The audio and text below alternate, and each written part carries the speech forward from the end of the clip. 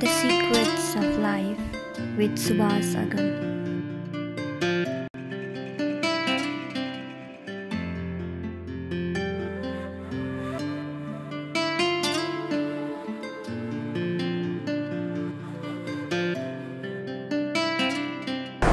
नमस्कार सम्मादरणीय दर्शकवृन्द, स्वधर्म टिभीको प्रस्तुति कार्यक्रम द सिक्रेट्स अफ लाइफमा हजुरहरूलाई स्वागत गर्न चाहन्छु।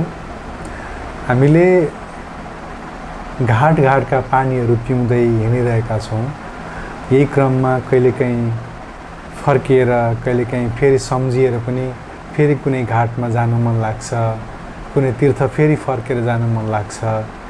त्यस्तै भने जस्तै हाम्रो कार्यक्रममा आउनुभएका पाहुनाहरू जो हुनुहुन्छ उहाँहरूलाई पनि कहिलेकाहीँ भेट्न मन लाग्छ। जससँग चाहिँ संवाद भयो, जोसँग अन्तर्वार्ता भयो, जसको अन्तर्वार्ताले निकै छोयो, त्यस्ता व्यक्तित्वहरूलाई फेरि पनि भेट गरौँ, फेरि पनि उहाँहरूसँग अझै प्रश्न सोधौँ, फेरि पनि अझै धेरै सत्सङ्ग र संवादहरू होस् भन्ने चाहना हुन्छ। त्यस्तै आजको कार्यक्रममा पनि भएको छ। आजको कार्यक्रममा हाम्रो साथमा उपस्थित हुनुभएका जो हाम्रा अभ्यागत हुनुहुन्छ उहाँसँग पोहोर साल नारायणी नदीको किनारमा त्रिवेणी धाममा बसेर संवाद गरेका थियौँ। बर्खाको महिना थियो, बाहिर झमझम पानी परिरहेको थियो। पानी परिरहेको बेलामा एउटा प्रतीक्षालयमा बसेर हामीले संवाद गरेका थियौँ। संयोगले परमात्माको कृपाले आज उहाँसँग मेरो आफ्नै गाउँमा भेट भएको छ। मेरो सानिध्यतामा हुनुहुन्छ समादरणीय गुरुवर डाक्टर धनञ्जय मिश्रजी। आउनुहोस्, उहाँलाई कार्यक्रममा स्वागत गरौँ। कार्यक्रममा स्वागत छ गुरुवर, नमस्कार। नमो नमः। सन्चै हुनुहुन्छ? आरामै। अघिल्लो अङ्कमा, अघिल्लो त्यस कार्यक्रममा हजुरसँग संवाद हुँदाखेरि हामीले नेपाली भाषामा गरेका थियौँ। हजुर नेपाली भइकन पनि भारतमा लामो समय बस्नुभएको र उतै पढ्नुभएको विशेष गरेर र गुरुहरूसँग सिक्नुभएको कारणले हजुरलाई चाहिँ बोल्ने कुरामा चाहिँ हिन्दीमा अझै हजुरको चाहिँ प्रखरता भएको कारणले आजको संवाद चाहिँ हिन्दीमा नै गरौँ भन्ने मेरो चाहना छ। त्यसले गर्दा हजुरबाट त्यो बाढीहरू अझै प्रष्ट भएर आओस्, हजुरलाई शब्दहरू सम्झिन नपरोस्, होइन? जसरी हामीलाई हिन्दी बोल्दा शब्द सम्झिनुपर्छ, आज हजुर हिंदी में बोलना है, ठीक है? आज हम हिंदी में बात करेंगे। थोड़ा बहुत, मेरा हिंदी उतना अच्छा तो नहीं है, फिर भी हेल्प मी। अगर मुझे सम्मानजनक शब्द कभी बोलने में मतलब नहीं आया तो आप मुझे सहयोग कर दीजिएगा, क्योंकि मुझे हिंदी में भी वही तकलीफ होता है जैसे आपको नेपाली में होता है। इसके लिए दर्शन शास्त्र में एक पंक्ति आचार्य कहते हैं जी, एक रथ अश्वदग्धन्यायन। अच्छा। दो राजा शिकार अटने हेतु अटवी जंगल में गए। अटवी मतलब जंगल जी। तो वहां पर एक राजा के अश्व नष्ट हो गए, यानी घोड़े नष्ट हो गए, मर गए या बीमार हो गए। अच्छा। और एक राजा के जो रथ थे जी, वो खात में पड़ने के कारण गड्ढे में आरोह अवरोह के क्रम में, चढ़ने उतरने के क्रम में नष्ट हो गए जी। दोनों राजा बड़े परेशान हुए। फिर दोनों मिल करके आपस में मित्रता मंत्रणा करते हैं कि हम लोग क्यों न करें ऐसा व्यवस्था जिससे हम दोनों को सौकर्य पूर्वक हम लोग अपने गृह तक सकुशल पहुंच सकें। दोनों लोग विचार विनिमय करके इस निर्णय पर पहुँचे कि आपका अश्व और मेरा रथ दोनों का यदि संयोग बने तो हम लोग घर के लिए प्रस्थान करें। इसी को आचार्य दर्शन में कहते हैं एक अश्वरथ दग्धन्यायन। इस प्रकार से, जिस प्रकार से दोनों राजा, एक के अश्व और एक के रथ के द्वारा दोनों लोग सकुशल अपनी राजधानी को गए, उसी तरह भाषा विचार विनिमय का संसाधन सशक्त संसाधन है जी। तो आइए चलिए इसी में मिलजुल करके इस सत्संग सरिता में हम लोग कुछ बहुत अच्छा, बहुत भगवान की सेवा में अग्रसरित हों। इसके लिए जय जय श्री सीताराम। जय जय श्री सीताराम। लास्ट ईयर जो गत वर्ष हमने जो सत्संग किया था उसके बाद एक वर्ष हुए हैं। तो एक वर्ष में हम बहुत से जगह में जाके सत्संग किए, बहुत से साधु संतों को मिले। आप भी इस समय बहुत जगह गए थे। तो इस वर्ष के जो दौरान था, इस दौरान में क्या क्या हुआ आपकी ज़िंदगी में, कुछ बताइए हमें। कालक्षेप सब लोग करते हैं। कालक्षेप मतलब समय बिताना, टाइम पास। इसके लिए नीति शास्त्रों में आचार्य कहते हैं काव्य शास्त्र विनोदेन कालो गच्छति धीमताम। धी बुद्धिमान लोगों का, जो धी संपन्न मेधा संपन्न विद्वद्गण हैं, उनका जो काल है, जो भागवत लोग हैं, जो भगवान के प्रिय भक्त हैं, उनका जो समय है वो वैष्णवोचित कालक्षेपित करते हैं। वैष्णवोचित कालक्षेपित मतलब कहने का तात्पर्य यह है कि एक वैष्णव का जो आगम होता है, आगम मतलब संविधान होता है। जैसे प्रत्येक नागरिक के एक देश के संविधान होते हैं जिसके तहत वह अपने कार्य को संपादित करते हैं जी। तो उत्तम नागरिक का उनको सम्मान मिलता है समाज के द्वारा कि ये व्यक्ति बहुत अच्छे नागरिक हैं। उसी तरह जो एक वर्षावधि व्यतीत हुआ रघुनाथ जी की कृपा से, कहीं सत्संग में रहे, कहीं भागवत जनों के सेवा में रहे, तो कहीं पर जो है प्रवास माने गमनागमन के क्रम में जहाँ भी जाते हैं भगवान के भक्त, वहाँ भगवदीय ही चर्चा होती है।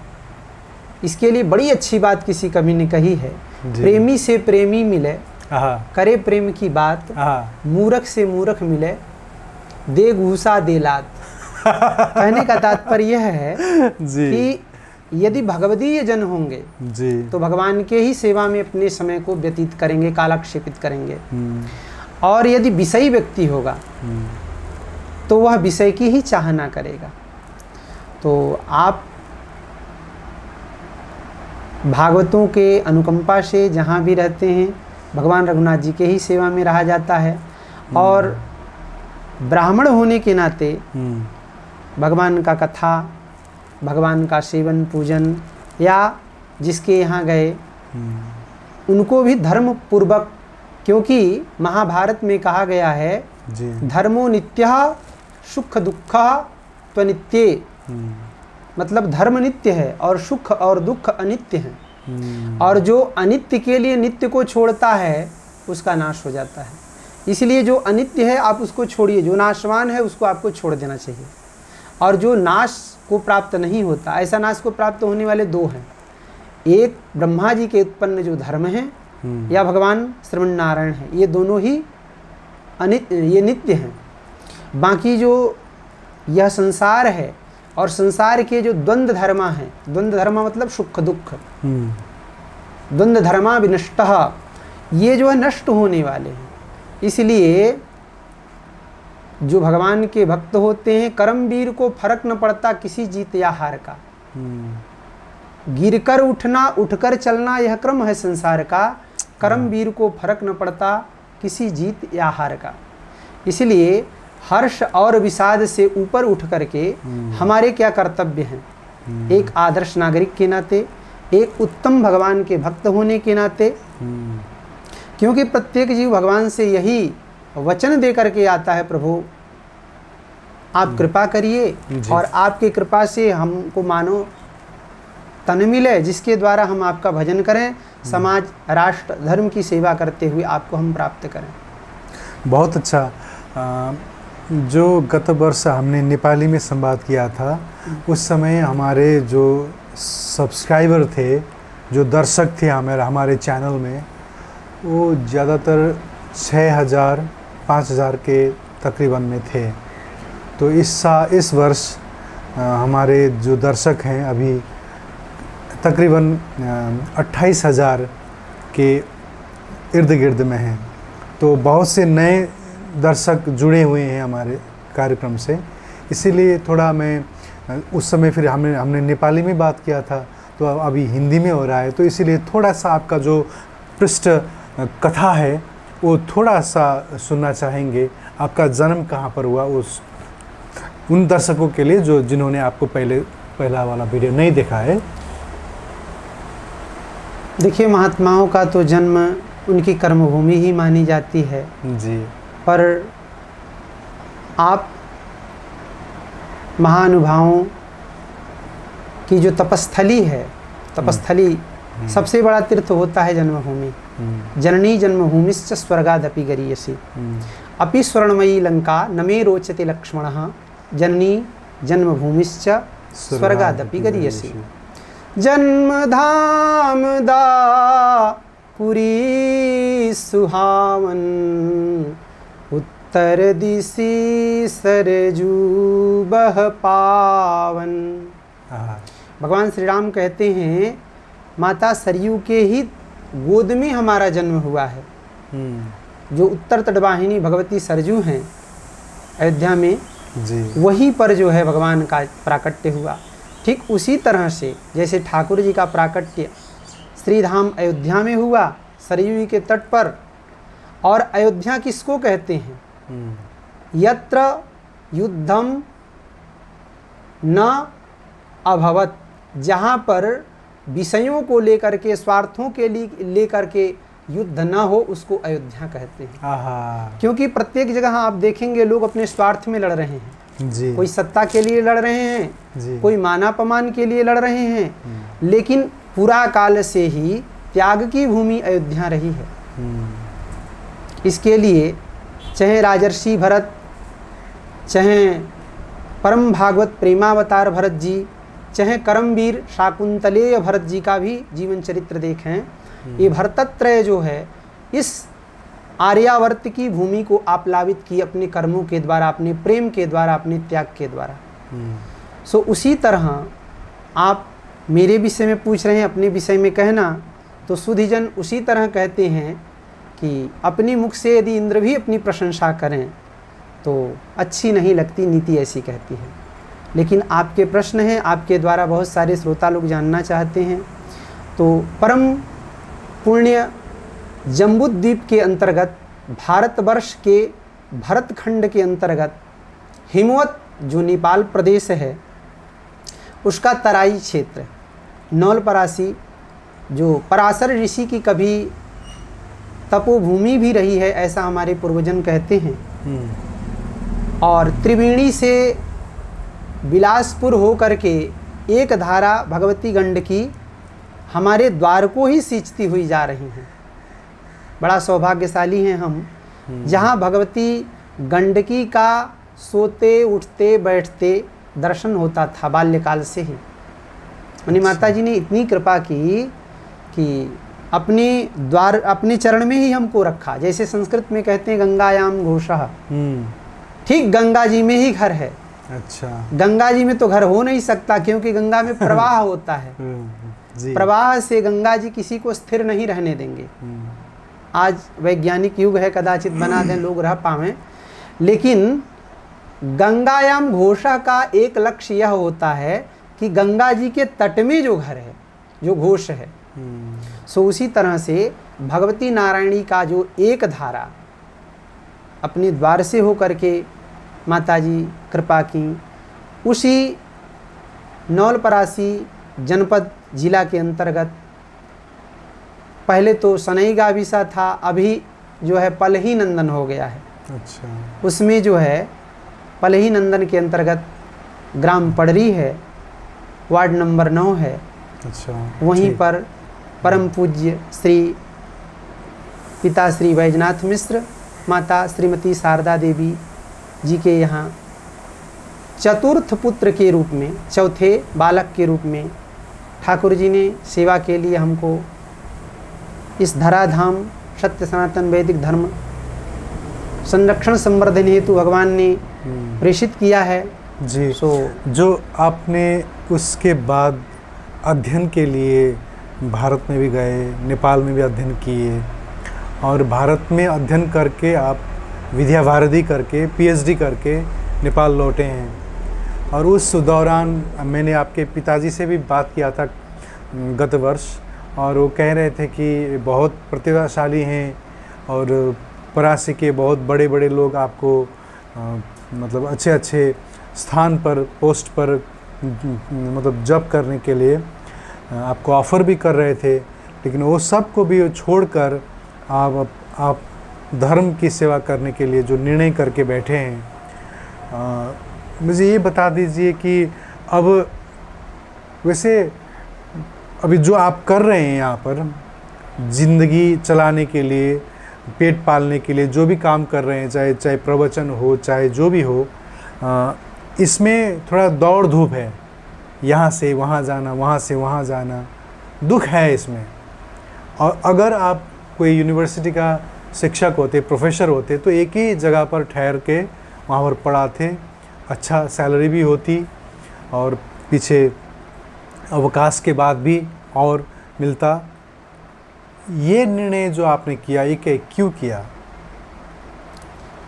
इसके लिए भगवान ही मति प्रेरक हैं। उर प्रेरक रघुवंश विभूषण, सबको मति और गति हमारे ठाकुर जी ही देते हैं जी। देखिए, पद और प्रतिष्ठा की जो सेवा होती है वह वस्तुतः सेवा नहीं होती है, वो स्वार्थ होता है। और जो व्यक्ति स्वार्थी होगा वो न अपना कल्याण करता है न समाज का कल्याण करता है। तो व्यक्ति को क्या होना चाहिए? व्यक्ति को निस्वार्थी होना चाहिए। आपने एक शब्द यह भी कहा कि आपको क्रिया करने में कष्ट होती है। क्रिया कोई भी करेंगे तो उसमें तो कष्ट होती है, पर उस कष्ट को सुख मान करके किया जाता है। क्योंकि हमारे देश के जो सैनिक हैं, प्रहरी हैं, वह भी राष्ट्र की उन्नति के लिए हिमखंड में कठिन से कठिन जगहों में जा करके अपने घर के सुख वैभव को छोड़ करके राष्ट्र की संरक्षण संवर्धन करते हैं। बिल्कुल। हमारे देश में कोई विरोधी तत्व, कोई उपद्रवी तत्व हमारे राष्ट्र को प्रभावित न कर सकें। उसी तरह से गुरु जी कहा करते थे, हम जो महात्मा ब्राह्मण हैं यह सांस्कृतिक सैनिक हैं, संस्कृति के, धर्म के सशक्त प्रहरी हैं। और कोई भी राष्ट्र तब तक जीवित रहता है जब तक उसका संस्कृति और उसका आध्यात्म जीवित रहता है। हम अंग्रेजी के माध्यम से अंग्रेजों को नहीं जीत सकते, क्योंकि यदि हम यहाँ से जाएंगे तो अंग्रेज को हम अंग्रेजी कितना सिखा पाएंगे। हमारी पहचान नेपाल मातृभूमि के संस्कृति से है। यदि हम नेपाली संस्कृति का अपने अंदर समावेश उसको जी रहे हैं, उस तत्व को धारण करके उसका परिपालन कर रहे हैं, तो हम दूसरे को संदेश दे सकते हैं। चकाचौंध में भौतिकता के हो रही नैतिकता के प्रगतिशीलता संस्कृति को ललकारती। अभी जो है, जो भौतिकी विज्ञान है जी, यह पुरातन संस्कृति को एक प्रकार से ललकार रही है। और इस चकाचौंध में आकर के जो अपने लोग हैं वह भी अपने संस्कृति से दूर होते जा रहे हैं, जबकि ऐसा नहीं होना चाहिए। भाई, आप बाहर जा रहे हैं, आप कुछ भी करें, पर अपने घर में तो अपनी संस्कृति का समादर करें, अपनी राष्ट्रभाषा का, अपनी संस्कृति का, अपने धर्म का जो पहनावा है, जो बोलचाल की भाषा है, उसको आप अपने घर में तो बोलिए। पर अभी जो है नकल करने में इतने आगे हो गए, मैकाले के प्रभाव से इतना प्रभावित हो गए, दुष्प्रभावित हो गए हम, कि हम जो है अब एक प्रकार से जैसे कोई गरीब का बेटा अपने गरीब बाप को बाप कहने में शर्मा करके किसी अमीर को कहे ये मेरा बाप है, उसी तरह से समाज के लोग गतानुगति को लोका हो रहे हैं। संस्कृत में गतानुगति को लोका उसको कहते हैं जो नकल करने में बहुत आगे हो, जिसको एक प्रकार से कहते हैं किसी ने कोई बात आपके जहन में भर दिया, आप उसी को लेकर के उन्माद कर रहे हैं। गतानुगति को लोका व्यक्ति को नहीं होना चाहिए।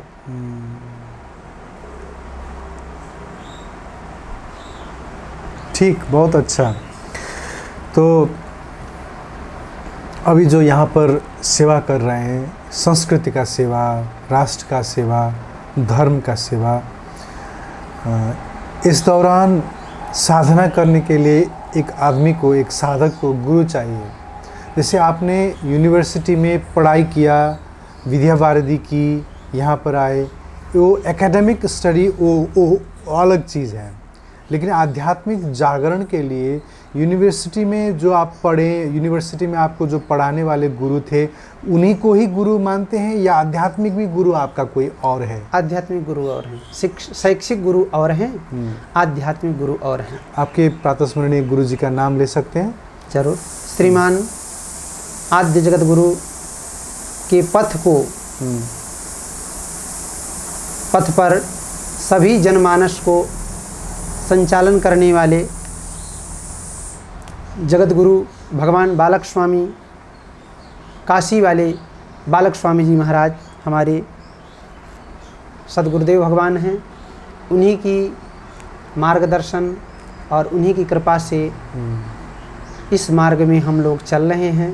ठीक, जो आपने कहा कि काशी वाले जगत गुरु जी से ही आप दीक्षा लिए हैं, लेकिन आपका जो तिलक है, तिलक देख के लगता है कि आप श्री वैष्णव परंपरा से जुड़े हुए हैं।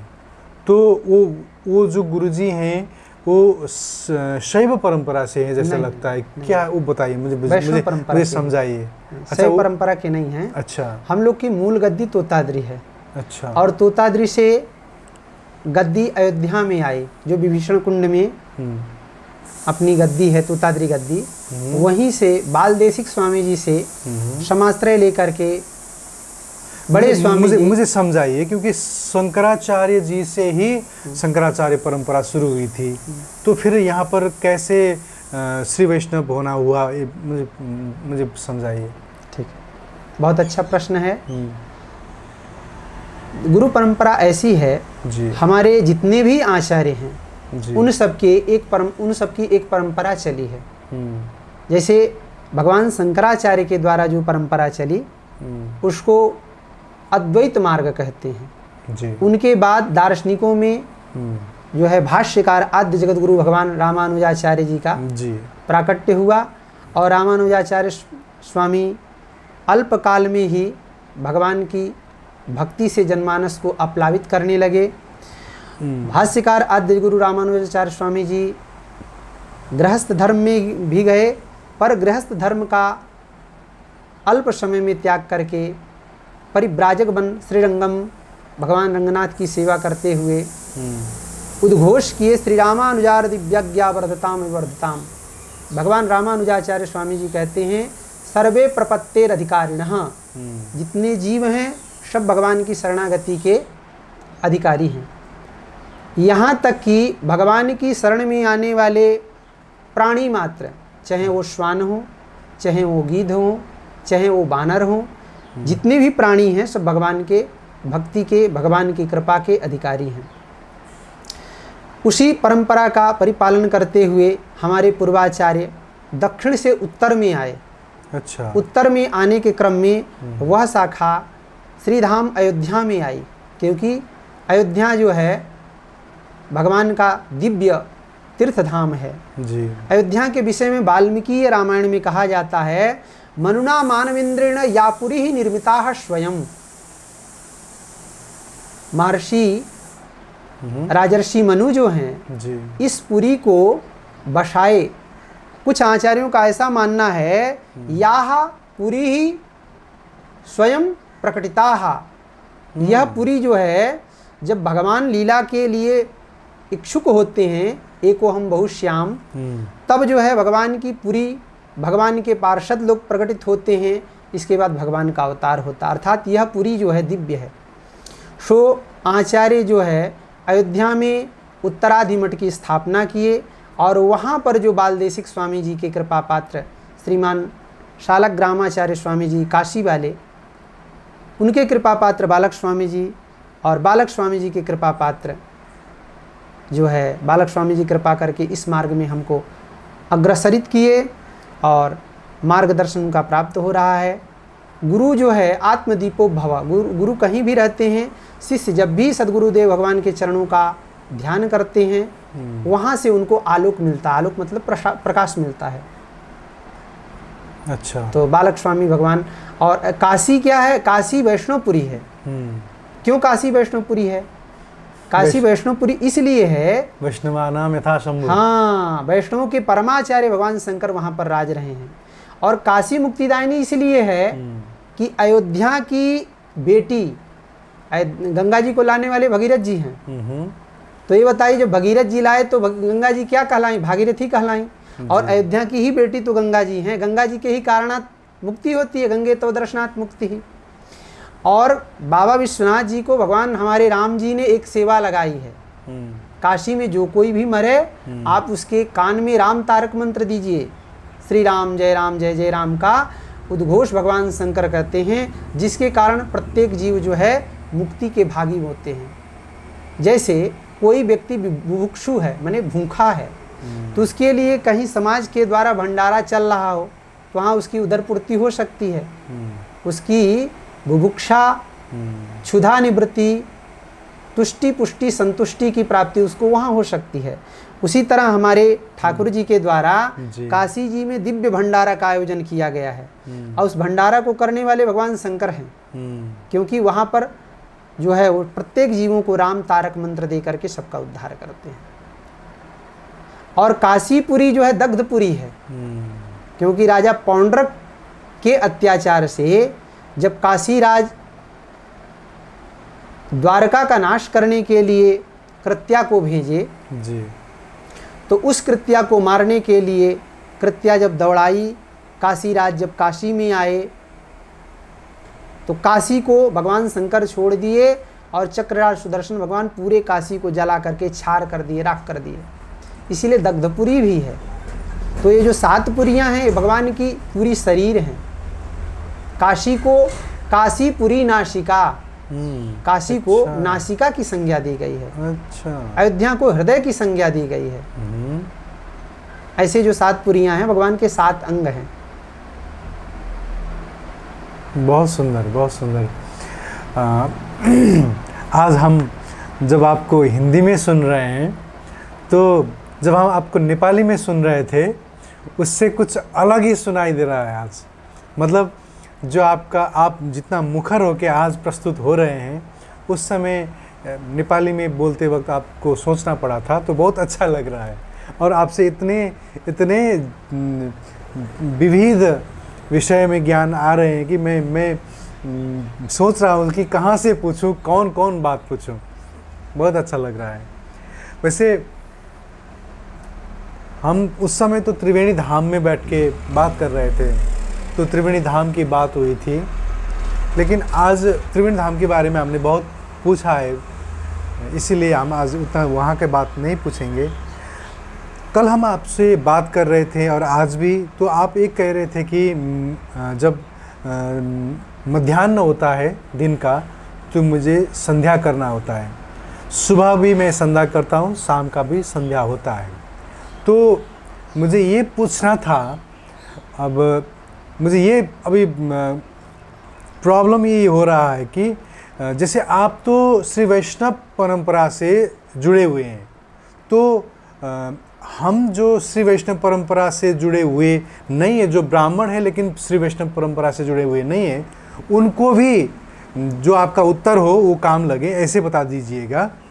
एक ब्राह्मण को और ऐसे कहें कि एक व्यक्ति को जो जनेऊ धारण किए हुए हैं, उनको दैनंदिन जो साधना होता है, दैनंदिन सुबह से लेकर शाम तक का जो एक असल में आपका हमको करने चाहिए, वो जो विधि जो है वो क्या क्या होते हैं, क्या क्या करके हमें आध्यात्मिक साधना करना होता है।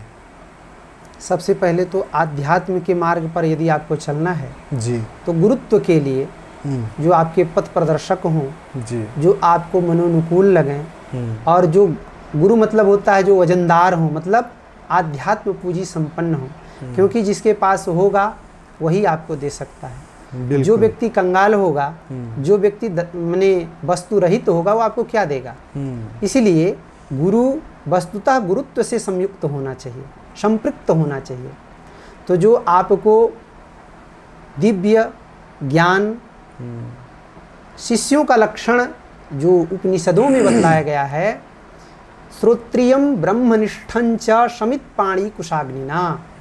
जब कभी भी आप अपने गुरु के पास जाएं, या पूरा काल में लोग जाते थे, तो उनके एक हाथ में कुशा और एक हाथ में शमित मने लकड़ी होती थी। अच्छा, कुश और लकड़ी। कुशा का तात्पर्य ये होता था कि हम जो है कुशलता पूर्वक गुरु के पास जाएं। कुशम लुनाति इति कुशलः। पहले कुशल उसको कहते थे जो कुश को ला लेता था। अच्छा। कुश को लाना बहुत कठिन कार्य है। आप कहेंगे एक तृण को लाना बहुत कठिन कार्य है, तो इसके लिए आचार्य कहते हैं हाँ बहुत कठिन कार्य है।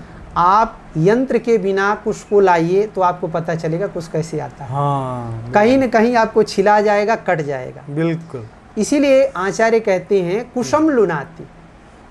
कुशल वही है जो सकुशल पूर्वक कुश को लेकर के चला आवे। हाँ। तो आप गुरु के पास जा रहे हैं तो जिस तरह कुशे को आप लाए हैं, जिस तरह कुशा में तीक्ष्णता है, तीक्ष्णता मतलब उसके पत्ती जो है धारवत होते हैं, जी। उसी तरह आपको पात्र होना पड़ेगा। पात्र कैसा? पात्र ऐसा होना पड़ेगा कि गुरु की जो गुरुता दिव्य तेज है आप उसको धारण कर सकें। अच्छा, ये नहीं कि गुरु एक ही पाठ 1 महीने तक पढ़ावें और 1 महीने के बाद भी आप गुरु जी के पास जाएं तो गुरु जी पूछे चेला कितना पढ़े हैं, तो बोले आप यद पठितम तद गुरवे समर्पितम, तेरा तुझको अर्पण। ऐसा नहीं, आपके पास तीक्ष्ण माने कुशाग्र बुद्धि हो। और समित ले जाने का अर्थ यह है कि समित क्या करता है, काष्ठ जो है अपने आप को अग्नि को समर्पित कर देता है। गुरु अग्नि है, शिष्य जो है सूखा लकड़ी है। शिष्य लकड़ी है, यदि वह सूखा लकड़ी नहीं होगा, गीला लकड़ी होगा तो झुकेगा नहीं। नहीं शुष्कश्च मूर्खश्च, नहीं शुष्क काष्ठश्च मूर्खश्च। शुष्क काष्ठ माने सूखा काष्ठ और मूर्ख व्यक्ति यह जो है नमित नहीं होते। नमित होने का कार्य किसमें होता है? जो वृक्ष सूखा नहीं है।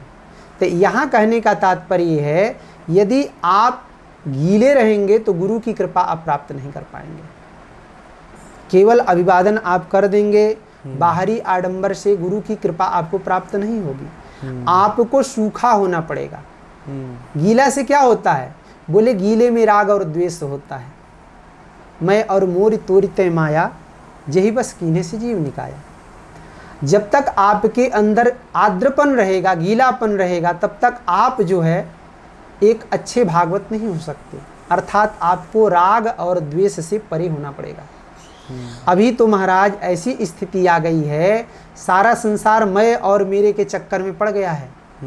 यह मेरे जाति के हैं, यह मेरे पार्टी के हैं, ये मेरे देश के हैं, ये मेरे नस्ल वाले हैं, ये मेरी भाषा के हैं। जबकि भागवत में स्पष्ट आया है, रंतिदेव कह रहे हैं कामये दुख तप्ता नाम, हे प्रभु संसार के जितने भी दुखी व्यक्ति हों उनके सारे दुख को, आर्तों के आर्त को हमें प्रदान कर दीजिए। इसीलिए कहा गया है समित पाणी, अर्थात आपके अंदर राग द्वेष जब तक रहेगा तब तक आप गुरु की कृपा को प्राप्त नहीं कर सकते जी। इसलिए आप शिष्य बनने के लिए कुशा जैसे तीक्ष्ण हो, कुशाग्र हो और राग द्वेष से रहित हो। गुरु के पास आप जाएं तो गुरु जो दें आप उसको अपनेपन को छोड़ना पड़ेगा। अपनापन क्या है? माने जो आप पूर्वाग्रह से ग्रसित हैं उन आग्रहों को आपको घर पर रख करके आना पड़ेगा, नहीं तो आप कुशल शिष्य नहीं बन पाएंगे। और आपने एक बहुत अच्छा प्रश्न किया, व्यक्ति को करना क्या चाहिए? तो हमारे धर्मशास्त्र कहते हैं जो व्यक्ति द्विज हो, द्विज उनको कहते हैं जिनका दोबारा जन्म हो, जिनका गुरु है, गुरु के द्वारा द्विज होगा।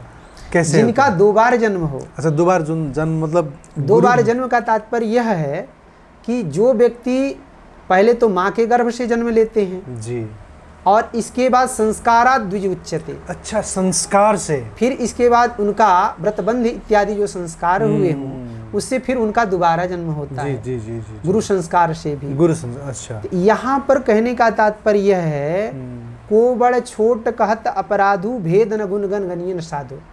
पाश्चात्य विधर्मियों के द्वारा मैकाले, मार्क्स, लेनिन, ये जो पाश्चात्य दार्शनिक हैं हमारे वैदिक सिद्धांतों का बहुत पतन कराए। अपने यहाँ लोग कहते हैं जातिगत विभेद है, ऐसा बिल्कुल नहीं है।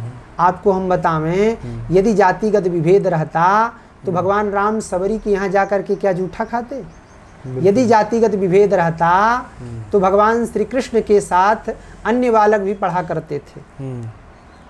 जातिगत विभेद रहता तो ये बताइए हम रैदास की पूजा करते? बिल्कुल बिल्कुल। आज का जो संविधान है वो जातीयता में बांट रहा है। हाँ। हर जाति को लोगों के आर्थिक पारिस्थितिक स्थितियों पर सुविधा सरकार नहीं देती है। सरकार का सुविधा किस पर होता है? जातिगत पर होता है। आरक्षण रूपी जो बीमारी है यह आज के संविधान की देन है। पर गुरुकुल परंपरा में जहाँ पर एक गरीब का बालक पढ़ता था वहाँ एक अमीर का भी बालक पढ़ता था। बिल्कुल, इसलिए समानता थी।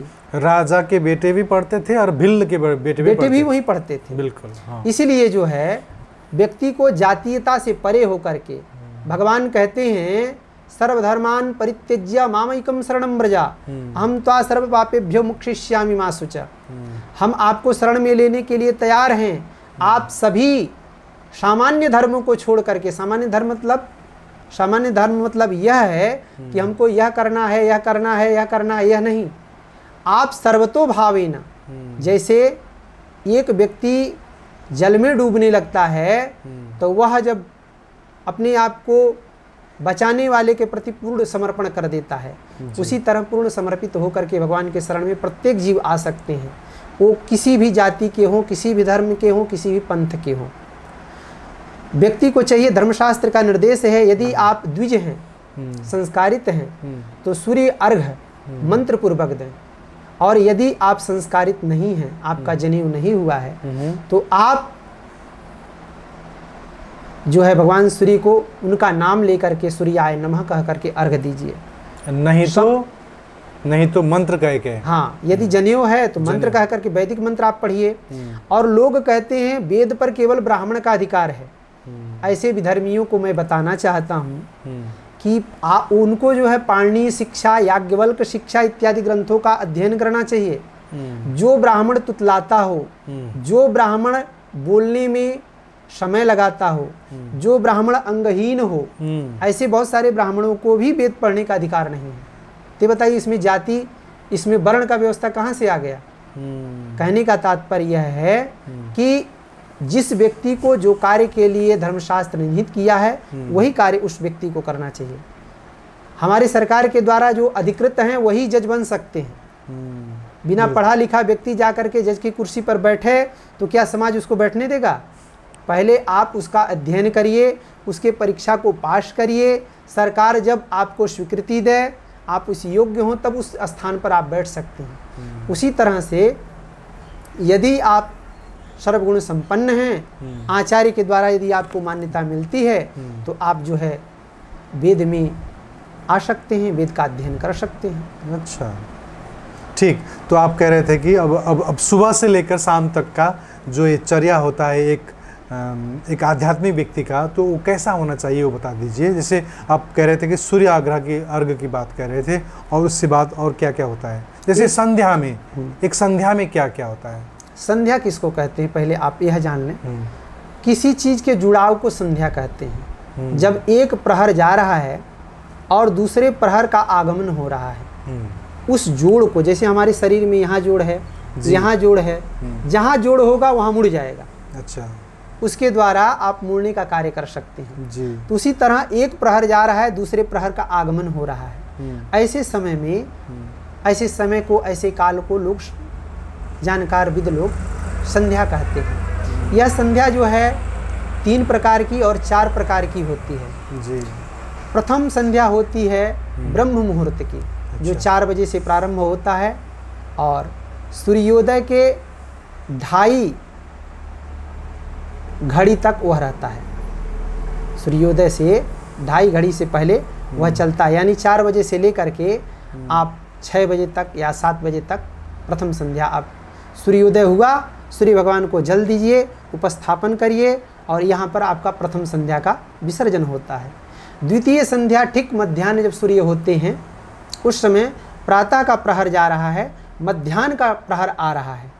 ऐसे समय में जो है आप भगवान सूर्य को 1 लोटा जल दें और जो सविता मंत्र है उसका जप करें, गायत्री मंत्र का, और जो आपके स्तोत्र हैं उनका पाठ करें। गायत्री मंत्र का जप करें, गुरु मंत्र का जप करें, सूर्य भगवान का अर्घ और उपस्थापन करके ये मध्याह्न संध्या आपका पूर्ण हुआ। सायं संध्या सूर्यास्त से आधे या 1 घंटा पहले संध्या में बैठ जाएं और सूर्यार्घ होने लगे, संध्या के क्रम में सूर्य भगवान को बैठे हुए जल दे दें और सूर्य उपस्थापन कर दें। शाम को चढ़ाना है तो बैठ करके। सुबह खड़े होकर के, हल्का झुक करके, मध्याह्न में ईड़ी उठा करके सूर्य का स्वागत करना है और अर्घ भी ईड़ी उठा करके देना है। अच्छा, उस समय सूर्य पूर्ण युवा रूप में होते हैं। अच्छा। और साय में वृद्ध स्वरूप हो जाते हैं। भगवान सूर्य की एक दिन में 3 गति होती है। जी जी। जो हम लोग 50 या 100 वर्ष में अनुभव करते हैं, हाँ। जिस वृद्धत्व को, भगवान सूर्य वह वृद्धत्व का अवलोकन दर्शन हम लोग को एक ही दिन में करा देते हैं। अय मरण धर्मा प्राणियों, आप जो है जागो और देखो जीवन का क्या दशा है। जी। यदि आप नहीं जगे तो मेरी तरह ही वृद्ध हो करके आप भी अस्त हो जाओगे। इसलिए अपने सत्कर्म रूपी गठरी को तैयार करो।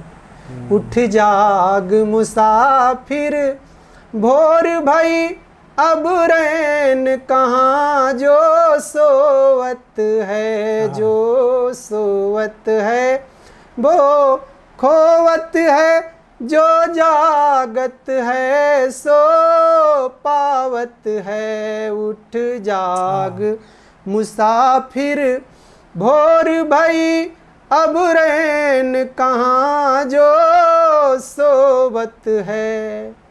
यह प्रीत करण की रीत नहीं, प्रभु जागत हैं तू सोवत है। उठ जाग मुसाफिर भोर भई, अब रैन कहाँ जो सोवत है। प्रभु जागत है तू सोवत है। आपका कोई सच्चा प्रेमी हो और वह आपके लिए जग रहा हो जी। और वो आपके घर आया हो और आप दरवाजा खोलने के बजाय सो रहे हो, तो सफल प्रेमी तो आप नहीं कहे जाएंगे। बिल्कुल बिल्कुल। माने सफल व्यक्ति तो आप नहीं कहे जाएंगे। हाँ, वो व्यक्ति अपना घर छोड़ करके आपके पास आया भेंट करने के लिए और आप दरवाजा भी नहीं खोले और आप सो रहे हैं। भगवान प्रत्येक जीव के पास आते हैं, लेकिन लोग भगवान का समादर नहीं कर पाते हैं। कैसे? इसके विषय में बड़ा अच्छा भजन है कि हमने आंगन नहीं बुहारा, कैसे आएंगे भगवान। अब तक गंदा पड़ा दुआरा, कैसे आएंगे। वाह वाह वाह वाह, कति मीठो। तूने तन मन को नहीं संवारा, कैसे आएंगे भगवान। बड़ा अच्छा भजन है, सुनना चाहिए। सुनाइए सुनाइए ना थोड़ा। तूने आंगन नहीं बुहारा, तूने आंगन नहीं बुहारा, कैसे आएंगे श्री राम, कैसे आएंगे भगवान।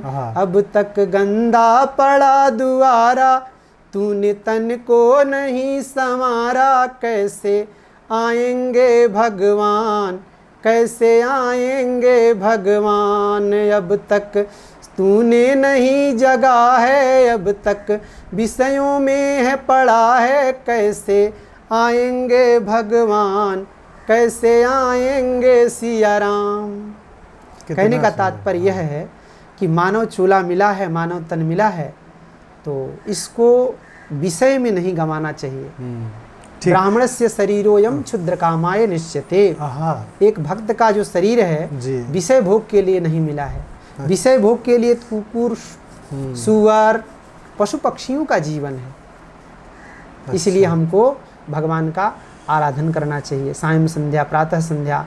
और इस अगर आप ये बोल रहे हैं, ये बोलते समय आपको ये प्रति प्रश्न किया जा सकता है कि अगर विषय में जाने के लिए हमारा शरीर नहीं बना है, तो इस शरीर में विषय भोग करने की माध्यम या साधन क्यों दे दिया गया? साधन इसलिए दे दिया गया है, साधन का उपयोगिता इसलिए है कि प्रत्येक व्यक्ति केवल धर्म के लिए संतानोत्पत्ति करें, जो मैंने गृहस्थ होना चाहते हैं जी। और संतान उत्पन्न हो गए तो अपने तन और मन को भगवान में लगावें, राष्ट्र की सेवा में लगावें जी, आध्यात्म में लगावें, जिससे देश और समाज का, व्यक्ति का, सबका कल्याण हो। यदि भगवान बुद्ध विषय में लगे रहते तो क्या हमारा राष्ट्र इस ज्ञान से अवलोकित हो पाता? क्या भगवान बुद्ध को विषय भोग नहीं मिले थे? कहने का तात्पर्य है कि जिस चीज से पशु की पशुता है वही कार्य आप करेंगे तो आप मनुष्य कैसे हैं? सामान्य में तत् पशुभिर नराणाम। पशुओं में और मानवों में सामान्यता क्या है? आप खाते हैं, वो खाते हैं, आप भोगते हैं, वो भोगते हैं, वो सोते हैं, आप सोते हैं। अंतर क्या है? बोले ज्ञानो हि तेषाम अधिको विशेषः ज्ञाने नहीं ना पशुभिः समान। आपको धर्म और ज्ञान ही पशु और मानव का अंतर में, माने वो मीड़ बांध रहा है, आपको सीमा बांध रहा है। नहीं तो जो कार्य आप करते हैं वही कार्य पशु करते हैं। तो बताइए पशु में और आदमी में क्या अंतर है? नहीं, ये कहते समय एक आदमी यही प्रश्न करेगा, अगर ये भोगने के लिए नहीं था तो दिया ही क्यों गया? दिया इसलिए गया है कि व्यक्ति समाज में आया है तो उसको एक अच्छे संतान की उत्पत्ति करनी चाहिए। अच्छे संतान की उत्पत्ति कैसे होगी? अच्छे संतान की उत्पत्ति अच्छे माता पिता के द्वारा होगी। यदि आप विषयों को विषयी बन करके भोगेंगे, कभी भी आपके घर प्रहलाद, ध्रुव और बुद्ध का जन्म नहीं होगा। आपको शुद्धोधन बनना पड़ेगा, तब आपके यहाँ जो है बुद्ध का जन्म होगा। राजा शुद्धोधन का जीवनी आप देखें, परम धर्मात्मा, प्रजापालक, सारे गुण उनमें थे। तो उसी तरह स्वस्याय स्वल्पम समाजाय। अगर आप ये कह रहे हैं तो फिर हिरण्यकशिपु का लोग उदाहरण दे देंगे। आपको हम एक बात कहें कि हिरण्यकशिपु भले गलत थे, लेकिन माता कयाधु को नारद जी का सत्संग मिला था। हाँ, वो तो था। कहीं न कहीं वह चीज आपको मिलना चाहिए। पिता से मिले या माता से मिले। लेकिन राक्षसों में गिने चुने भक्त हुए हैं। हाँ। लेकिन मानव में भक्त ज्यादा हुए हैं। हाँ। कहने का तात्पर्य है, एक उदाहरण होता है। जी जी जी। एक उदाहरण होता है और उदाहरण कम होता है, और एक होता है अधिकता। तो जो आधिक्य होता है उसको लोग ज्यादा मानते हैं। किसी के धान के खेत में एक आम का वृक्ष उग जाए तो उसको तो आम का बगीचा नहीं कहा जाएगा। वो तो कहीं से छिटा गया होगा, जाम गया। तो प्रहलाद जी जो है उदाहरण है। अच्छा। कहने का तात्पर्य है शुद्ध माता पिता होना चाहिए। और विषयों को इसलिए भगवान ने दिया है। बड़ा अच्छा आपका प्रश्न है। विषयों को भगवान ने इसलिए दिया है कि यदि विषय न हो, यदि कोई नियम न हो, तो हर व्यक्ति भगवान तक पहुंच सकते हैं। यदि पढ़ने लिखने की परीक्षाओं का बाधा न हो, तो ये बताइए सरकार किसको किसको न्यायाधीश बनाएगी, किसको किसको राष्ट्रपति बनाएगी? इसीलिए संविधान ने कहा इस पद के लिए यह अर्हता है, यह योग्यता है। यदि आप इन सारे कार्यों को पूर्ण करके यहाँ आते हैं तो आप इस पद के अधिकारी हैं। तो भगवान कहते हैं अमृतस्य पुत्राः वयम। हे जीवों, आप अमृत के पुत्र हो। अमृत कौन है? अमृत भगवान है, जिसका नाश नहीं होता। ऐसा अविनाशी कौन है? भगवान है। विनाश रहित भगवान है। तो भगवान जो है अपने पास आने के लिए बोले षडुर्मयों को छोड़ना पड़ेगा। वेदांत में षडुर्मय कहा गया है। वेदांत में षडुर्मय षड्विकाराः, काम, क्रोध, लोभ, मोह, मद, मात्सर्य। यदि इनका परित्याग करके व्यक्ति भगवान की अनन्य शरणागति लेकर के भगवान के साधना में लगता तो भगवान को प्राप्त हो जाता है। इसी बात को गोस्वामी तुलसीदास जी ने पंचम सोपान सुंदर कांड में कहते हैं, काम, क्रोध, मद, लोभ सब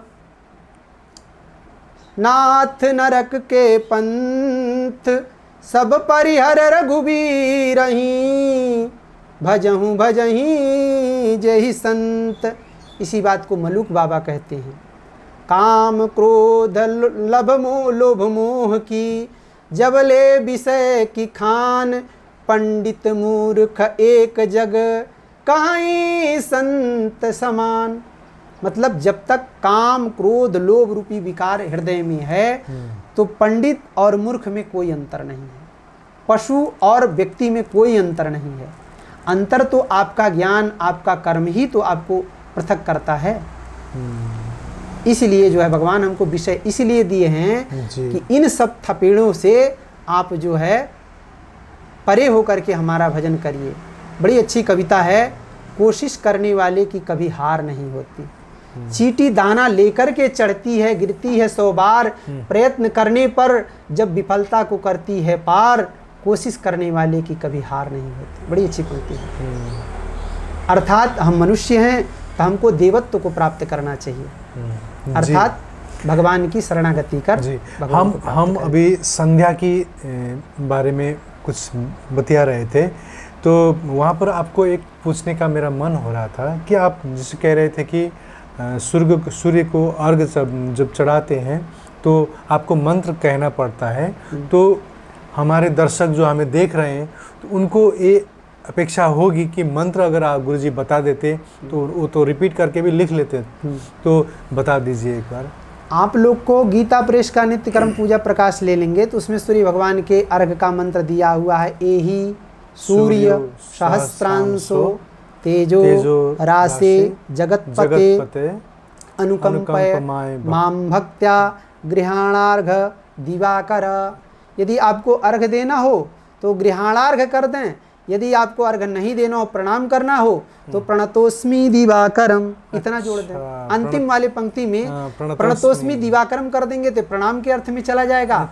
और यदि आपको अर्घ देना हो तो गृहाणार्घ दिवाकर।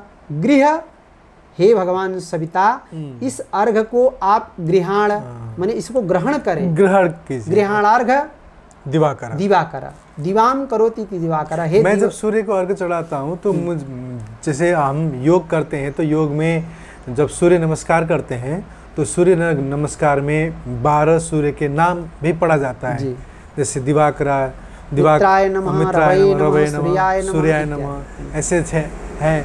तो जब मैं सूर्य अर्घ चढ़ाता हूँ तो भाव ऐसे होते हैं कि और सूर्य का नाम ले लूँ। तो मैं ये भी जो सूर्य नमस्कार समय जो मंत्र बोला जाता है ये भी कहा करता हूँ, ये ठीक है या शास्त्र विरुद्ध है? नहीं, बहुत अच्छा। देखिए, भाव से बोलते हैं हम, जैसे सूर्याय नमः, भानवे नमः, पुष्णे नमः, हिरण्यगर्भाय नमः, ऐसे मन में आता है तो बोल देते हैं। शास्त्र में एक पंक्ति आई है कि हम जिसका स्मरण करते हैं उसकी ऊर्जा, उसके प्रभाव हमको पूरित करते हैं। जैसे हम भगवान का नाम लें तो सारे अमंगल नाश हो जाते हैं। सकल अमंगल मूल नशाही। भगवान का नाम लेंगे तो जितने अमंगल माने जो विघ्न बाधा हैं उनका समूल नाश हो जाता। कब? जब व्यक्ति भगवान का नाम लेता है। आपसे तो मुझे बहुत कुछ सुनना है, इसलिए बहुत कुछ पूछना भी है, तो ये वाला चैप्टर खत्म कर देते हैं पहले, ठीक है? जैसे सुबह का संध्या का आप मंत्र बता दीजिए, ठीक है? जैसे एक आदमी उठेगा, जैसे उठते समय भी, जैसे उठते वक्त हम हाथ को देख के भी, जैसे कराग्रे वसते लक्ष्मी, कर मध्य सरस्वती, कर मूले तु गोविंद, प्रभाते कर दर्शनम करके हम हाथ का दर्शन कर लें। फिर जमी को छूते वक्त भी कुछ मंत्र है ना, तो फिर स्नान करते हुए भी कुछ मंत्र है। तो ये मंत्र जो है अगर आपको याद हो, अगर आप कहीं पर पढ़ लें तो कर सकते हैं, अनिवार्यता नहीं है।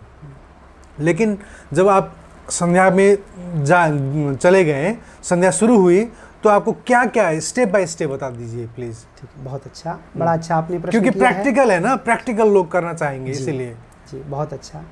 देखिए, आप समाज के हित के लिए, लोगों के कल्याण के लिए बड़ी अच्छी प्रश्न कर रहे हैं। इसके लिए सबसे पहले दर्शकों की तरफ से और अपने तरफ से आपको हम बहुत बहुत साधुवाद देते हैं। Thank you. जिस तरह से राजा परीक्षित को अच्छे प्रश्न करने पर सुखदेव जी कहते हैं, एवं निशम्य भृगुनंदन साधुवादम वैयासकी स भगवन विष्णुररात। तो इसके लिए बहुत बहुत धन्यवाद कि आप जो है जनमानस के भावनाओं को आप यहाँ सत्संग सरिता में प्रकट कर रहे हैं। अपने यहाँ आपको हम बता दें, प्रयोजनम मनुदिश्य न मंदोपि कार्ये प्रवर्तते। महाभाष्य में भगवान पतंजलि कह रहे हैं कि समाज में कोई भी व्यक्ति बिना प्रयोजन का, बिना प्रयोजन अर्थात जिसमें उसको फायदा ना हो, वह कार्य एक मूर्ख भी नहीं करता। तो बुद्धिमान आदमी क्यों करेगा? जी। आपको हम बता दें, हमारे सत्य सनातन वैदिक भागवत हिंदू संस्कृति में प्रत्येक कार्यों को करने पर अनेकानेक यज्ञों का फल आपको मिलेगा। सोने से लेकर के जगने तक और जगने से लेकर के सोने तक हमारी जितनी भी क्रियाएं हैं जी, वह सब आपको नेकानेक यज्ञों का, नेकानेक पुण्यों को देने वाले हैं, बशर्ते यदि आप उनको नियम से करें, श्रद्धा पूर्वक करें, निष्ठा पूर्वक करें और संज्ञान में करें। यदि कोई कार्य आप प्रमाद में करें तो उसका कोई पुण्य नहीं होता। एक बार भगवान तथागत जा रहे थे जी, उन्होंने अपने सिर को खुजलाया, फिर थोड़ी देर बाद जब खुजलाए तो उनके शिष्य आनंद ने पूछा, तथागत आप सिर को 2 बार क्यों खुजलाए? आपके सिर में न हम कहीं धूलकण देख रहे हैं, न कोई जीव देख रहे हैं। भगवान बुद्ध बोले, पहली बार खुजलाने का कारण यह था कि हमें खुजली लगी और हमारा ध्यान कहीं और था, हमने खुजलाया। बाद में हमको आया कि भाई कोई क्रिया करनी चाहिए तो ध्यान पूर्वक करना चाहिए जी। सो उस प्रमाद को मिटाने के लिए दोबारा हमने सिर पर अपने हाथ को फेरा। तो कहने का तात्पर्य भगवान बुद्ध जो है समाज को यह ज्ञान देना चाहते हैं कि कोई भी क्रिया करें उसमें आप सावधानी पूर्वक करें, क्योंकि सावधानी पूर्वक कार्य आपको लाभकारी होंगे और प्रमाद वाला कार्य आपका समय तो नाश करेगा ही, आपका शक्ति तो नाश करेगा ही, आपके पुण्यों का भी नाश कर देगा। इसलिए जी यदि आप जगते हो तो सर्वप्रथम भगवान हरि का स्मरण करते, ओम हरे नमः हरे नमः हरे नमः कहा करके आप जगे। अच्छा। या फिर जो आपके इष्ट हो, ऐसा कोई जरूरी नहीं है कि आप हरे कहें, आपके इष्ट शिवाय, हाँ ये महामंत्र है, इसको बोलना नहीं चाहिए। अच्छा, ओम नमः शिवाय नहीं, कोई भी मंत्र, अच्छा जो मंत्र होता है मंत्र का प्रभाव तभी तक होता है जब तक उसको आप गुप्त रखते हैं। आजकल ऐसी विकृति चल चुकी है कि लोग माइक में मंत्र को बोलते हैं। मंत्र को बोलना नहीं चाहिए, मंत्र को मन में जपना चाहिए।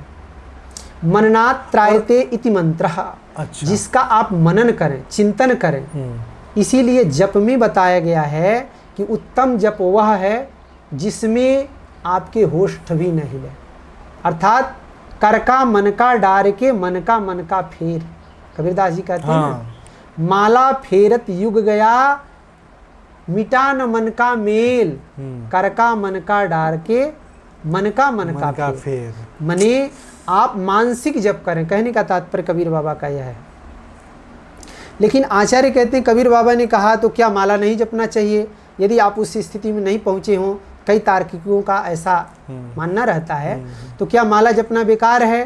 तो कबीर बाबा की अगली पंक्ति है, इस पंक्ति को तो सब बोलते हैं लेकिन अगली पंक्ति को बिरला ही कोई बोलता है। अच्छा। क्योंकि स्वाध्याय करते नहीं हैं लोग। हम लोग का पतन इसलिए हो गया, हम लोग पढ़ना छोड़ दिए। एक अच्छे व्यक्ति को अधिक स्वाध्याय, अधिक साधना और अधिक सेवा करनी चाहिए। सेवा किसकी करें? सेवा जो है कोई जरूरी नहीं मंदिर में जाकर के भगवान की करें।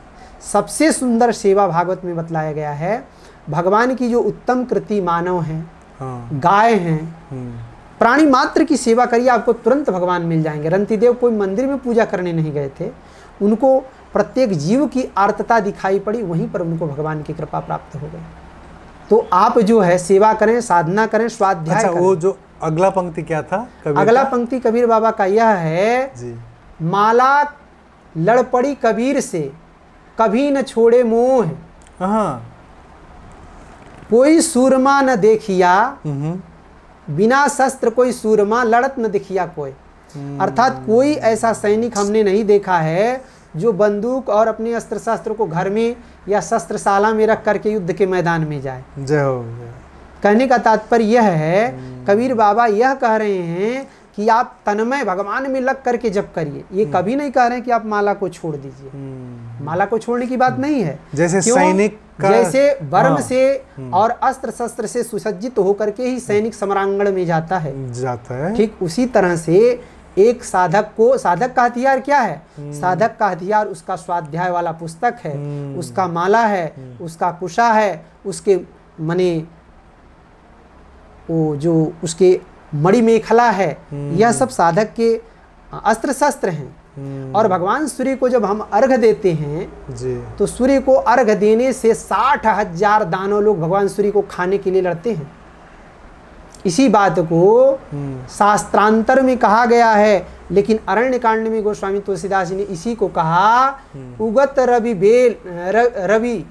बगमेली 60,000 दानव धावही। भगवान सूर्य को खाने के लिए 60,000 दानव लोग दौड़ते हैं। तो जब जो हम अर्घ देते हैं सूर्य को, उसके एक एक बूंद उन राक्षसों का नाश कर देता है। लेकिन आपको हम बतला दें, कोई भी कार्य आप करें, यदि आपके जीवन में 4 चीज नहीं है तो उसका पूरा लाभ आपको नहीं मिलेगा। अच्छा। पहला है पवित्रता। पवित्रता को आपको हम बता दें, पवित्रता 2 प्रकार की होती है। अंतर्बाह्य, अंतर मतलब अंदर की पवित्रता। तो अंदर की पवित्रता कैसे होती है? 3 बार जल लेकर के भगवान का नाम लेकर के हम पान कर जाएं, बढ़िया से कुल्ला कर लें, हाथ पैर धो लें और बढ़िया से स्नान कर लें गंगा जी इत्यादि नदियों का, भगवान का नाम लेकर के दिव्य नदियों में। तो ये बाह्य जो है हमारा पवित्रता हुआ, अंतर बाह्य पवित्रता। दूसरा है दया। यदि आप प्राणी मात्र पे दया नहीं करते हैं तो आपको साधना का कोई लाभ नहीं मिलेगा। इसी बात को कबीर बाबा ने कहा है, दिन भर रहत है रोजा रात हनत है गाय। अर्थात आप किसी जीव की हिंसा करेंगे तो इससे आपको भगवान न प्रसन्न होंगे न कोई प्रसन्न होगा। आत्मना प्रतिकूलानि परेशान न समाचरित, माने जो चीज़ अपने को पसंद नहीं है वह चीज़ दूसरे को आप कैसे कर सकते हैं? आपके शरीर में खरोच आवे तो आपको कष्ट होता है और आप दूसरे को मार के खा रहे हैं, तो यह तो ठीक नहीं है। दूसरा है दया। तीसरा है क्षमा। आप जब तक क्षमाशील नहीं होंगे तब तक आपके अंदर आध्यात्मिक ऊर्जा नहीं रुकेगी। क्यों? क्योंकि आपके अंदर क्रोध का विकार आते ही आध्यात्मिक ऊर्जा का नाश हो जाता है। जैसे दूध बहुत आप औंटाए हैं, उसमें एक नींबू निचोड़ दीजिए तो दूध टिकाऊ रहेगा, दही जमेगा कि नहीं जमेगा? वो तो पनीर ही हो जाएगा। तो ठीक उसी प्रकार से आध्यात्मिक तत्व को सुरक्षित रखना है तो आपको क्षमाशील होना पड़ेगा जी। ये चारों गुण यदि आप में हैं, दया, पवित्रता, क्षमा और रिजुता जी। रिजुता माने सरल, बाह्य भीतर से आप समान हैं। गुरुजी हमें बहुत चीज़ जानना है, पूछना है, इसीलिए अब सीधा सलेट तरीके से बता दीजिए, क्योंकि हम बहुत विषयों में व्याख्यान कर रहे हैं, फिर लौट के इधर आना मतलब वो कन्फ्यूजन हो रहा है। तो वो जो संध्या का था वो क्लियरली बोल दीजिए, सुबह से शाम का। आपको हम बता दें, सवेरे जब जगें भगवान का स्मरण करें जी। हाथ को देखें, क्योंकि आपके भाग्य में, आपके हाथ में ही आपका प्रारब्ध, आपके समस्त देवी देवता हैं। कराग्रे बसते लक्ष्मी, कर मध्य सरस्वती, कर मूले तु गोविंदः। यहाँ पर भगवान ब्रह्मा और गोविंद दोनों का स्थान है। प्रभाते कर दर्शनम, इसलिए प्रभात में इनका दर्शन करना चाहिए। ठीक, यह पहली क्रिया है आपकी। और आप डायरेक्ट सीधा आंख न खोलें। अच्छा, आंख खोलने से पहले ये हथेली को जो है थोड़ा रगड़ें और इसको ऐसे कर करके थोड़ी देर बाद धीरे धीरे आंख खोलें, क्योंकि आप सीधे आंख खोलेंगे तो इससे आपके ज्योति को दबाव पड़ता है। और ऐसे रगड़ करके आप चेहरे पर करेंगे तो जो आजकल सभी माने प्राणी मात्र को ये कील मुहासे इत्यादि प्राय हो रहे हैं, ये सब नहीं होंगे। अच्छा। और भगवान सूर्य प्रत्यक्ष देवता हैं, सूर्य के तरफ मुंह करके न थूकना चाहिए, न लशंका, न दीर्घ शंका इत्यादि नहीं करना चाहिए जी। फिर इसके बाद पैर रखने से पहले धरती माता को प्रणाम करिए, क्योंकि हम सबसे ज़्यादा यदि किसी के ऋणी हैं तो धरती के हैं। क्यों जी? क्योंकि इन्हीं के ऊपर हमारा जीवन है। हमको ये खाने को देती हैं, हमको ये वास देती हैं, और इतना क्षमाशील धरती में कोई नहीं है। बिल्कुल, इसीलिए क्षमया धरित्री। पृथ्वी माता को कोई दुष्ट भी दुष्टता से रह रहा है, लेकिन माता कभी किसी को दंड नहीं दी। बिल्कुल। और माता जी से प्रार्थना करें, पृथ्वी त्वया धृता लोका देवी तुम विष्णुना धृता तुम च धारे माम देवीम पवित्रम कुरुचासनम। ये आसन शुद्धि का है, लेकिन ये मंत्र कहें। हाँ, ये मंत्र जो है जब आसन शुद्धि करें तब कहें, लेकिन पृथ्वी पर पैर रखने से पहले बोलें, समुद्र वसने देवी पर्वत स्तन मंडिते विष्णु पत्नी नमस्तुभ्यम पादस्पर्श क्षमस्व में। सारे पर्वत ही आपके स्तन हैं, संपूर्ण पृथ्वी आपका स्वरूप है। इसलिए हे विष्णु पत्नी, आपके ऊपर मैं पैर रखने जा रहा हूँ। आपके ऊपर दिन में अच्छे बुरे बहुत सारे कर्म हम करेंगे, आप हमको क्षमा करिए। ठीक, ऐसा पृथ्वी माता से क्षमा करें। ठीक, उसके बाद और इसके बाद जो है, जो आपके घर में ज्येष्ठ श्रेष्ठ वरिष्ठ हों, आप उनको प्रणाम करें। जैसे माता पिता, गुरु, जो आपको पढ़ाने वाले शिक्षक, या आपसे उम्र में जो बड़े हों, आपसे ज्ञान में जो बड़े हों, ऐसे सभी लोग को प्रणाम करें। और मंगल वस्तुओं का दर्शन करना चाहिए। अच्छा। मंगल वस्तुओं में शीशा है, मणि है, मृदंग है, वाद्यंत्र जो सरस्वती स्वरूप होता है। अच्छा। इनका, अग्नि का, इन सब का दर्शन करना चाहिए। भगवान का फोटो है, महापुरुषों का चित्र है। अच्छा। इनको भी प्रणाम करना चाहिए। और इसके बाद जो है जैसे आपने कहा शीशा मतलब आईना। हाँ, आईना आदर्श, शीशा का एक नाम है आदर्श। अच्छा। क्योंकि शीशा आपको आपका स्वरूप का दर्शन कराता है, इसलिए शीशा को सबसे अच्छा मॉडल कहा जाता है। आप क्या हैं वो आपको कोई नहीं बता सकता, शीशे से अच्छा कौन बता सकता है। बिल्कुल बिल्कुल। आपके स्वरूप का झलक दिखलाने वाला। शीशे में अपने आप को ही देख के दर्शन करें। हाँ, अच्छा। और आपने अपना भी दर्शन जो है बड़ा शुभ माना जाता है। और आपने कहा कि पत्थर, हीरे, मोती, ऐसे मणि पत्थर हमने कहा, मणि, चंद्रकांत मणि है, सूर्यकांत मणि है, ऐसे करके बहुत सारी मणियां हैं। अच्छा, ये तो मणि तो बहुत दुर्लभ है, लेकिन शीशा दुर्लभ नहीं है। हाँ। या फिर भगवान नर्मदेश्वर का दर्शन करें, भगवान शालिग्राम का दर्शन करें। अच्छा, ये भी हो सकता है। गाय का भी दर्शन करना चाहिए। ब्राह्मण और साधु का दर्शन हो जाए तो उस दिन जो है आपका बहुत शुभ माना जाता है। शुभ माना जाता है, माने दिव्य शुभ माना जाता है। आपके अशुभता का नाश कर शुभ को दिलाने वाला होता है वह दर्शन। इसीलिए ब्राह्मण और ब्राह्मणों में भी पवित्र, संध्या सेवित और भगवत भक्त कोई ब्राह्मण, वैष्णव या शैव कोई मिल जाए, ये तो बड़ी दिव्य है। ठीक। उसके बाद आप स्नान में जाएंगे। इसके बाद आप स्नान दातुन करें। दातुन करेंगे, बिल्कुल। और वनस्पति को यदि आप दातुन करते हो तो आयुर्बलम इत्यादि करें, और यदि पेस्ट इत्यादि करते हो तो पेस्ट में भी कुछ ऐसे आयुर्वेदिक पेस्ट हैं जो आपके दांतों के लिए बड़े फायदेकारक हैं। निमक्रेडिट करके एक आता है जी पेस्ट, वह पेस्ट यदि आप लें तो पायरिया के लिए बड़ा अच्छा है। अच्छा। और बीको का भी है, और भी कई सारी आयुर्वेदिक कंपनियों के हैं, आप उसको करें। और आपको हम बतावें जो प्रमाणिक पेस्ट न हो उनको नहीं करना चाहिए। जी जी। उसके बाद हम स्नान करेंगे। और स्नान करते समय गंगा आदि जो नदियां हैं जो भगवान के चरणों से, हृदयों से प्रकटित हुई हैं, जैसे गंडकी मैया है, इनका स्मरण करना चाहिए। गंगे चैवने चैव गोदावरी सरस्वती विरजे नर्मदे सिंधु कावेरी जलेस्मिन् सन्निधिं कुरु।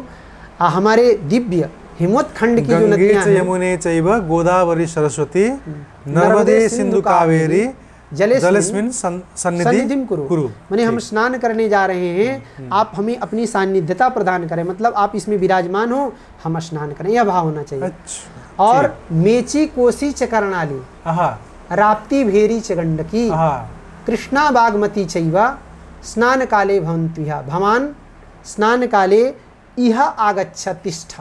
माने आप यहाँ पर आकर के विराजमान हो। कौन?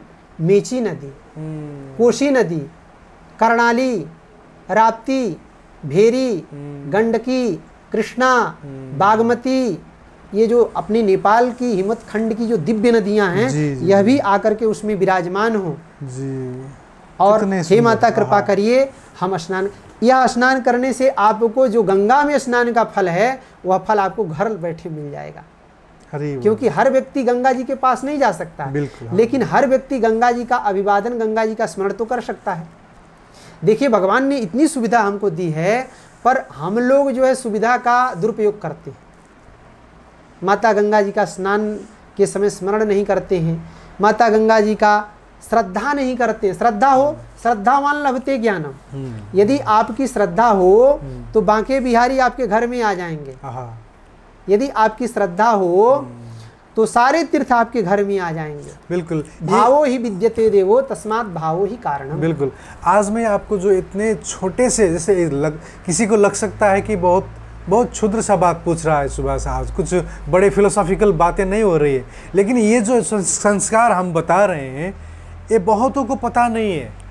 और हम जैसे आप कह रहे हैं इसके अंदर कितने ज़्यादा दर्शन लुके छिपे हुए हैं ना, इसीलिए भी ये बताना, इसको चेताना ज़रूरी है। इसीलिए हम आपको बार बार पूछ रहे हैं। तो इसको ख़त्म करते हैं, फिर स्नान करते हैं। स्नान करने के बाद क्या होगा?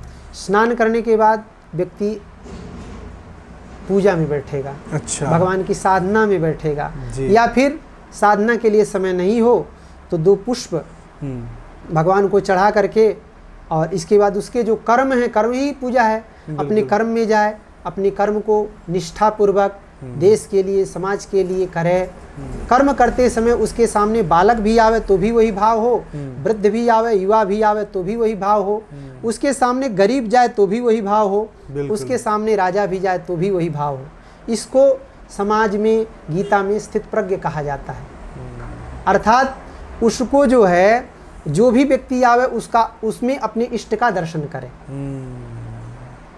व्यक्ति का दर्शन नहीं है। क्योंकि जब तक व्यक्ति का दर्शन होगा तब तक उसमें विकार रहेगा। जब उसका, उसमें प्रिय का दर्शन होने लगेगा, इष्ट का दर्शन होने लगेगा, तो ही कर्म उसका पूजा हो जाएगा। बहुत सुंदर। उसके बाद बताइए क्या होता है? ठीक, अगर उसका संध्या करना है, उसका मंत्र जप का उसका कुछ है, गुरु से कुछ दीक्षा लेके कुछ किया हुआ है तो वो करें, नहीं तो जो